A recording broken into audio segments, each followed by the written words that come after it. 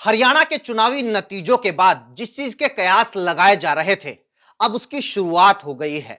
शुरुआत हो गई है कांग्रेस छोड़कर बीजेपी में शामिल होने की। एक के बाद एक नेता कांग्रेस छोड़कर बीजेपी की तरफ रुझान करेंगे, इसके तमाम कयास लगाए जा रहे थे। और इसकी बड़े स्तर के ऊपर शुरुआत कहां से हुई है?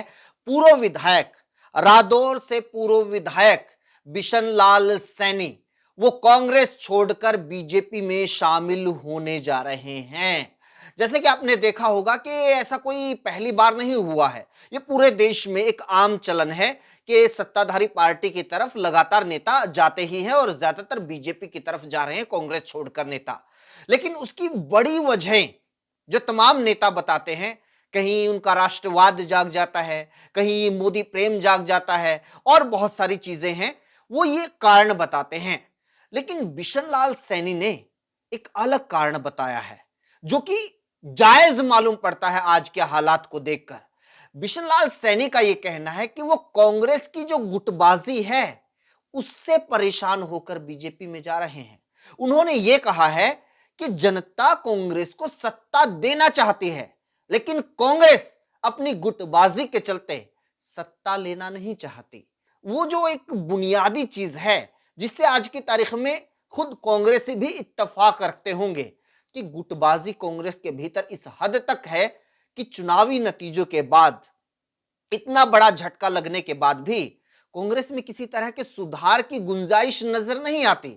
आज भी वही खेमेबाजी है, वही नेता एक दूसरे से बात करने को तैयार नहीं है, किसी तरह का सामंजस्य बैठाने को तैयार नहीं है, संगठन बनाए जाने की कोई कोशिश नहीं हो रही है। और ये पता है क्यों हो रहा है? अब अलग अलग खेमे हैं। कोई भूपेंद्र सिंह हुड्डा का खेमा कुमारी सैलजा को इसके लिए दोषी ठहराएगा, कुमारी सैलजा का खेमा भूपेंद्र सिंह हुड्डा खेमे को दोषी ठहराएगा। एक खेमा रणदीप सुरजेवाला जी का भी है, तो उनकी भी अपनी दलीलें होंगी। लेकिन सच्चाई पता है क्या है? ये इन नेताओं का दोष नहीं है। जो कांग्रेस का हाई कमान है, कांग्रेस के दिल्ली में बैठे हुए जो लोग हैं, जो पूरे देश में पार्टी को चला रहे हैं, उसने हर राज्य के भीतर इसी तरह के हालात पैदा कर रखे हैं। जानबूझकर ऐसे हालात पैदा कर रखे हैं कि कांग्रेसी आपस में ही लड़ते झगड़ते रहें। आपको क्या लगता है कि ये जो गुटबाजी है सिर्फ हरियाणा में है? ये तमाम राज्यों में ऐसी ही स्थिति है। आपको क्या लगता है कि संगठन सिर्फ हरियाणा में नहीं है? ये तमाम राज्यों में कांग्रेस की ऐसी ही स्थिति है। ऐसा लगता है कि हाईकमान खुद चाहता है कि कांग्रेस के भीतर यही चलता रहे, कांग्रेस के भीतर कोई संगठन ना बने, कांग्रेस के भीतर किसी तरह का तालमेल सामंजस्य ना बने। अगर कांग्रेस हाईकमान सच में ही चाहता कि तमाम नेता एकजुट होकर चुनाव लड़े और चुनाव के बाद भी एकजुट होकर रहें, तो ये किसी भी कांग्रेसी नेता की हिम्मत नहीं थी कि हाईकमान के आदेश को दरकिनार कर दिया जाता। लेकिन ऐसी कोई कोशिश ऊपर से होती ही नहीं है। जो कांग्रेस का संगठन की जिनके पास जिम्मेदारी है, केसी वेणुगोपाल, उनको आप हमेशा देखते होंगे कि वो राहुल गांधी के इर्द गिर्द ही रहते हैं। राहुल गांधी जहां जाए साथ में केसी वेणुगोपाल होते हैं। जबकि उनसे पहले जिन लोगों के पास ये संगठन की जिम्मेदारी थी, वो कभी राहुल गांधी या गांधी फैमिली के आसपास इस तरह से नहीं हमेशा मंडराते थे। उनका काम होता था, अगर संगठन की जिम्मेदारी है तो उस काम को वो करें।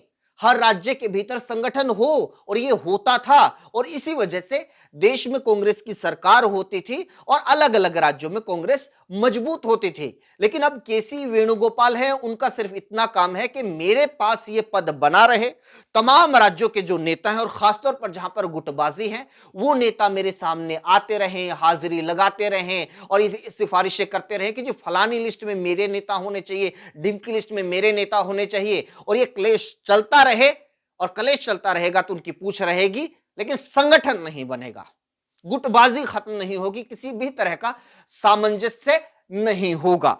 दूसरी तरफ बीजेपी है। अगर सिर्फ हरियाणा का ही उदाहरण लिया जाए, बीजेपी चुनाव जीत चुकी है, उसको कोई फर्क नहीं पड़ता अगर बीजेपी का कोई नेता कार्यकर्ता पार्टी के लिए, मुख्यमंत्री के लिए या प्रदेश अध्यक्ष के लिए कुछ भी बोलता रहे। 5 साल बीजेपी के हाथ में सत्ता है, वो रहेगी। लेकिन बावजूद इसके जब अनिल विज ने पार्टी अध्यक्ष के लिए बयानबाजी शुरू की, मुख्यमंत्री के खिलाफ बयानबाजी शुरू की, तो तुरंत संज्ञान लिया गया। जो पार्टी के प्रभारी हैं वो अनिल विज से मिलने के लिए आए, उनको मनाने के लिए आए, और जब वो नहीं मानते हुए नजर आए तो फिर बाकायदा प्रदेश अध्यक्ष ने नोटिस दे दिया है अनिल विज को कि 3 दिन के भीतर जवाब दीजिए। और अब ये मानकर चला जा रहा है कि विज की कुर्सी तक जा सकती है। इतनी बड़ी कार्रवाई तक अपनी ही पार्टी के सबसे वरिष्ठ नेता के ऊपर करने के लिए बीजेपी तैयार नजर आती है। लेकिन दूसरी तरफ आप देखिए, प्रभारी तो कांग्रेस के पास भी है। क्या उनकी रत्ती भर भी आपको किसी भी तरह की कोई कोशिश नजर आती है कि भी वो अपनी पार्टी के नेताओं को एक साथ बैठा दे, या फिर जो नेता पार्टी प्लेटफॉर्म के अलावा कहीं और जाकर खुद की पार्टी के नेताओं के खिलाफ या पार्टी के खिलाफ बयानबाजी कर रहे हैं, उन्हीं को समझाने के लिए, कभी मनाने के लिए या बात करने के लिए चले जाए? या फिर आपने कभी देखा है कि कांग्रेस के प्रदेश अध्यक्ष ने किसी को कोई नोटिस दिया हो, कारण बताओ नोटिस के, आप जवाब दीजिए, ऐसे कैसे बयानबाजी कर रहे हैं? ऐसा कुछ नहीं हो रहा है, बस चल रहा है, किसी भी तरीके से चलता रहे, टाइम गुजरता रहे, टाइम गुजरता रहेगा, धीरे धीरे लोग अपने आप बीजेपी से परेशान हो जाएंगे और फिर हमें वोट देने के लिए तैयार हो जाएंगे। एक सीधी स्ट्रेटजी के ऊपर कांग्रेस चलती हुई नजर आ रही है। लेकिन ये स्ट्रेटजी तो अब की बार फेल हो गई। ये कि भी लोग परेशान होकर आपको वोट दे देंगे, ऐसा तो नहीं हुआ। लोग परेशान थे, माहौल भी था। लेकिन बीजेपी की जो बिशनलाल सैनी ने एक और बात कही कि बीजेपी एक माइक्रो मैनेजमेंट से काम करती है और कांग्रेस बिना किसी नीति के, बिना किसी रणनीति के काम करती है। तो बीजेपी ने तो अपनी माइक्रो मैनेजमेंट से ये जो हवा, माहौल, इन तमाम चीजों को मात दे दी है। लेकिन क्या कांग्रेस इससे सबक लेगी या फिर ऐसे ही चलता रहेगा?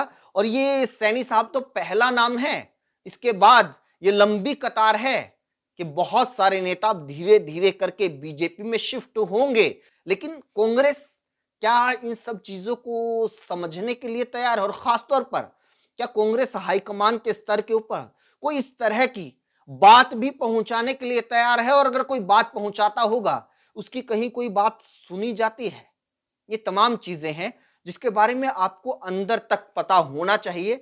और इसके बारे में आप लोग क्या कुछ सोचते हैं, क्या कुछ समझते हैं, इसके बारे में आप भी अपनी राय हमारे कमेंट बॉक्स में जरूर साझा कीजिए। आपका इस वीडियो को देखने के लिए बहुत बहुत शुक्रिया। ऐसे वीडियो देखने के लिए, हमसे जुड़ने के लिए चैनल को जरूर सब्सक्राइब कर लीजिए। Thank you so much.